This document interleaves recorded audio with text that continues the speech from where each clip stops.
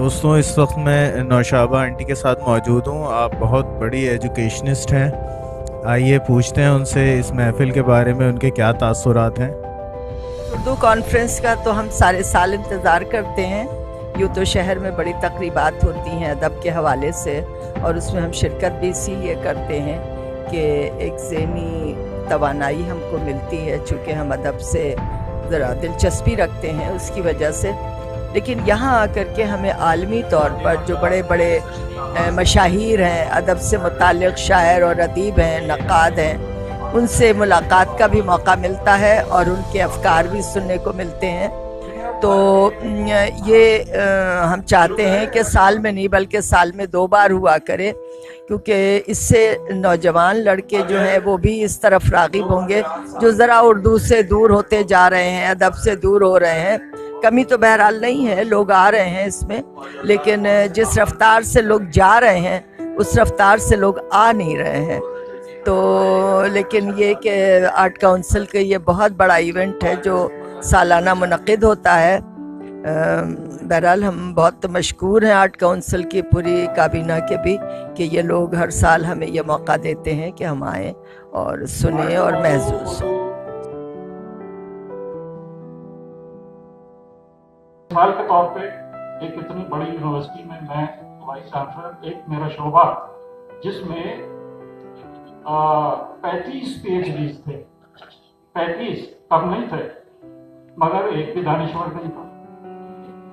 یہ مسئلہ الگ ہے کہ آپ نے تعلیم کی کون سی سطح پہ آپ آ گئے ہیں، وہ معاملہ الگ ہے. مگر انٹلیکچوئلزم، وہ جو ایک لہر جو علی صاحب کے نظر آتی ہے، جس کو انہوں نے بڑی اس کی محافظت بھی کی اور اس کو ساتھ ساتھ چلایا، اور پھر یہاں سحر انصاری بیٹھے ہیں اور ایک فخار بیٹھے ہیں اور بہت سارے لوگ ہیں. اگر میں ادھر تک نظر ڈالوں تو یہ ایک روایت کا ایک حصہ بن جانا چاہیے، اور ہمارے یہاں جو طبی نسخوں کا جو سلسلہ ہے اس کو آگے لے جانے اور جاری و ساری رکھنے کے لیے شاید یہ ایک مثال بن جائے گی جمیل الدین علی کی.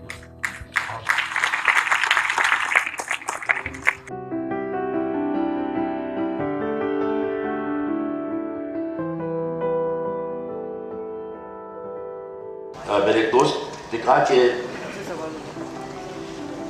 کمپیوٹر پہ دنیا بھر کا لٹریچر موجود ہے، اور میں نے کہا اردو. اس نے کہا سارا کچھ ہمارا کلاسکس پورے کا پورا آپ جائیں ویب سائٹ پہ، آپ نام لکھیں، کتاب کا نام لکھیں، رائٹر کا نام لکھیں، اور میں نے پڑھنا شروع کر دیا. تو کتاب اصل میں ہم سے دور ہوتی چلی جا رہی ہے. کتاب اس میں گزارش ہے میں تو اس سے بالکل پریشان نہیں ہوتا. یہ کوئی سوال نہیں ہے، چونکہ آج سے 100 برس پہلے جو لوگ سائیکل چلاتے تھے، 100 برس بعد ان کے جو پر پوتے ہیں وہ موٹر کار چلاتے ہیں. یہ آگے کی طرف بات جانے کی ہے. ہمارا مسئلہ بنیادی طور پر کانٹینٹ کا ہے، اور اس میں بالکل پریشان ہونے کی میرا خیال ہے کوئی بات نہیں ہے کہ اگر سوال اب پرنٹ میڈیا ختم ہو رہا ہے تو وہ ختم ہو رہا ہے، چونکہ اخبار بھی تو نہیں ہوتے تھے 200 سال پہلے، تو کوئی اور خبر رسانی کے ذرائع تھے. زیادہ مسئلہ یہ ہے کہ جو کانٹینٹ ہم پروڈیوس کر رہے ہیں اس کا مسئلہ ہے اردو میں زیادہ سنگین ہے، مخصوص لوگ پڑھتے ہیں. کنٹمپریری ادب، معاصر ادب جو ہے وہ ہمارا اس طرح سے ڈیجیٹل میڈیا پہ موجود نہیں ہے جتنا ہونا چاہیے. تو زوال اس بات کا ہے، زوال یہ نہیں ہے کہ ہم ڈیجیٹل میڈیا ہماری کتاب کو ختم کر دے گا. کتاب پڑھنے کا طریقہ کا ذریعہ ہے وہ موجود رہے گی، کاغذ پہ نہیں ہوگی، ڈیجیٹل ہوگی.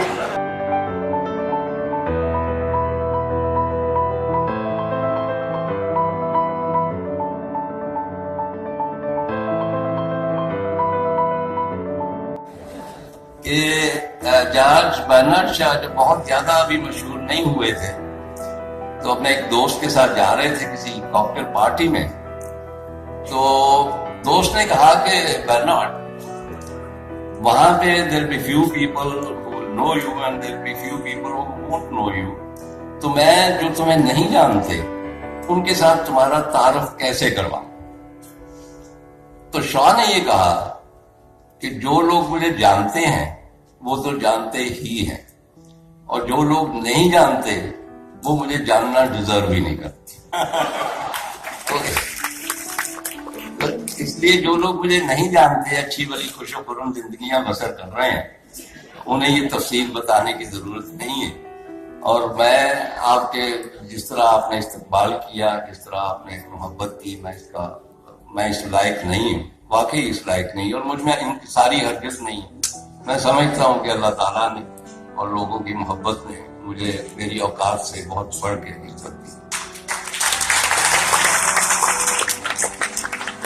اچھا طارق صاحب، ہم نے سنا سیکولرزم، ہم نے سنا کمیونزم، فیمنزم، پھر ہمیں پتہ چلا کہ اردو فکشن میں بھی کوئی ازم ہے جناب جسے تارڑ کہتے ہیں. تو پتہ چلا ملک بھر میں آپ کی مداح ہیں، ریڈرز کلب بنے ہوئے ہیں، مہینے 2 مہینے میں ملتے ہیں، آپ کی کتابیں پڑھتے ہیں، تجزیے تبصرے کرتے ہیں. تو اردو کی موجودہ صورتحال دیکھ کر مجھے تو اس فنومینا پہ بڑی حیرت ہوتی ہے. آپ بھی تھوڑے بہت حیران ہوتے ہیں اس پہ؟ نہیں جی، میں قطعاً حیران نہیں. مجھ سے پوچھا جاتا ہے کہ آپ کی کتابیں اتنی زیادہ کیوں لکھتی ہیں، تو میں کہتا ہوں کہ اس لیے کہ میں اچھی کتابیں لکھتی ہوں. وہ بیسیکلی یہ ہے کہ یہ جو رونا رویا جاتا ہے کہ ان دنوں لٹریچر نہیں پڑھا جا رہا، اس کی تفصیل میں نہیں جانا چاہتا. لیکن ایک زمانہ تھا اور سب کو معلوم ہے کہ ایک ایڈیشن کتاب کا شائع ہوتا تھا اور ہر سال وہ پڑھا رہتا تھا. اشفاق صاحب کی اجلے پھول 10-12 سال پڑھی رہی. اصل میں 2-3 چیزیں مانے تھی. نمبر 1 کہ ڈسٹریبیوشن نہیں. میرا یہ تجربہ ہے کہ پاکستان میں اگر کوئی ایک شاعری کی کتاب چھپتی ہے، کیسی بھی چھپتی ہے، اگر اس کی ڈسٹریبیوشن صحیح ہے تو کم از کم 20,000 فروخت ہو سکتے، اور وہ نہیں ہوتی due to lack of distribution. اس کے بعد یہ ہے کہ آہستہ آہستہ اب لوگ کہتے ہیں کم پڑھ رہے. آج انتظار حسین، اشفاق احمد، شفیق الرحمان، یوسفی صاحب، اس طرح کے درجن بھر مصنفین ایسے ہیں، کرشن چندر بیدی، جن کی کتابوں کے درجنوں ایڈیشن آ رہے ہیں اور وہ فروخت ہو رہے ہیں. اب جس طرح اس نے کیونکہ ایسے ہی بات کر دی تو میں اس کو، تو میری کتاب ہے اس کے اوپر بہت زیادہ مجھے فخر تو نہیں ہے. پیار کا پہلا شہر، اس کے 76 ایڈیشن آئے، ڈیلکس ایڈیشن بھی. جی. تو وہ یہ ہے کہ بھائی لوگ پڑھتے ہیں تو یہ کتابیں چھپتی ہیں نا. ہاں، کئی لوگ اب وہ کینڈل کے ساتھ پڑھتے ہیں، کئی نیٹ پہ چلے جاتے ہیں، مختلف طریقے ہیں. لیکن کتاب بینی جو ہے اس میں کمی ہرگز پیدا نہیں ہوئی. یہ میرا خیال ہے کہ پہلے سے بہت آگے چلے گی. ایک مسئلہ جو میں بیان کرنا چاہتا ہوں، ہمارا جو عہد تھا، مطلب مرزا ادیب وغیرہ، جو ہم تو نوجوان تھے، وہ جو کاشمی صاحب کا آپ جان سکتے ہیں، میں اس کو ایج آف انوسنس کہتا. میں گورنمنٹ کالج میں پڑھتا تھا، میں لکشمی مینشن میں رہتا تھا، کرنٹے اور کرنٹیوں کے ساتھ کھیلتا تھا، بڑی اچھی انگریزی تھی، بہت اچھے خاندان وغیرہ. انگلینڈ گیا تو مجھے قطعی طور پہ یہ مجھے کہہ دینا چاہیے، مجھے نہیں پتا تھا کہ جو بچہ پیدا ہوتا ہے وہ کیسے ہوتا ہے. ہم اتنے معصوم لوگ. تو اس معصومیت کے زمانے میں مثلا مرزا ادیب نے سیرا نورد کے خطوط لکھی، کلاسک ہمارا ہے. مرزا ادیب بھاٹی گیٹ سے باہر کبھی نہیں گئے تھے. لیکن اب یہ ہے کہ لوگوں نے سیرا دیکھ رکھی، وہ جگہ دیکھ رکھی. آپ ان کو میسمرائز نہیں کر سکتے صرف لفظوں کے ساتھ. تو صورتحال یہ ہوئی ہے کہ وہ جو پورا ایک لٹریچر کی انبار ان کو سب کچھ ملتا ہے، وہ پڑھتے ہیں. تو پہلے ریڈر پیچھے ہوتا تھا اور رائٹر آگے ہوتا تھا، تھوڑا سا سپیریئر ہوتا تھا. اب یہ ہے کہ وہ ریڈر اتنا اویئر ہو گیا ہے کہ وہ آگے اس لیے چلا گیا ہے کہ وہ آپ سے ڈیمانڈ کرتا ہے کہ یا تو آپ کے لٹریچر میں وہی کوالٹی ہونی چاہیے جو انٹرنیشنل لٹریچر میں، اور اگر نہیں تو میں کیوں اپنا وقت ضائع کروں. چنانچہ بنیادی یہ ہے کہ رائٹر جو ہے اب اس کو کوشش کرنی چاہیے کہ وہ ریڈر تک پہنچ سکے.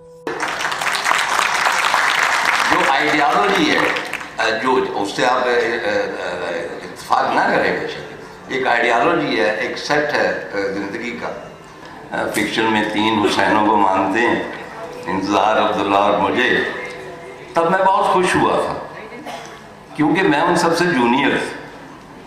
اب ان کی رخصتی کے بعد میں بہت تنہا اس لیے محسوس کر رہا ہوں کہ شاید میری باری آنے والی. تو مجھے اب یہ اسٹیٹمنٹ خوشی نہیں دیتی. میرا خیال ہے کہ میرے ساتھ 2 اور جو جونیئر ادیب ہیں ان کا اضافہ کر لیجیے تاکہ میری ڈھارس بنتی رہے. تو آپ بھی میں کون سے ادیب، میں بہت زیادہ، میری ایک بہت، یہ میری خامی ہے बुनियादी तौर पे अगर मैं राइटर ना होता तो मैं सिर्फ एक रीडर होता, मतलब ज़ाहिर डार की तरह, किताब के बगैर मैं रह नहीं सकता। जो लगता ये है कि ज़माने जो है वो ओवरलैप कर रहे हैं पूरी उस नावल में, और तहजीबें भी ओवरलैप कर रही हैं। ऐसे लगता है जैसे वो किसी एक बड़े ज़माने की तलाश में हैं और किसी एक बड़ी आलमी तहजीब की तलाश में हैं। उन्हें ऐसे लगता है कि जैसे दुनिया के कोई भी तहजीब हो वो हमसे बाहर नहीं है हमारे, यानी इंसान के लिए उसकी सब अहमियत वही एक है जो, यानी बड़े सगीर के आदमी के लिए बड़े सगीर ही की तहजीब या इल्मी और फिक्री रिवायत अहम नहीं है, बल्कि दुनिया भर की तहजीबें और दुनिया भर की इल्मी और फिक्री रिवायतें उसके लिए उतनी ही अहम है जितनी अपने खित्ते की तहजीब और फिक्री रिवायत है। और इस सिलसिले में वो सेकुलर नुक्ता नज़र आता है इनके नावल में, जो कि एक आला दर्जे के अदीब का होना चाहिए।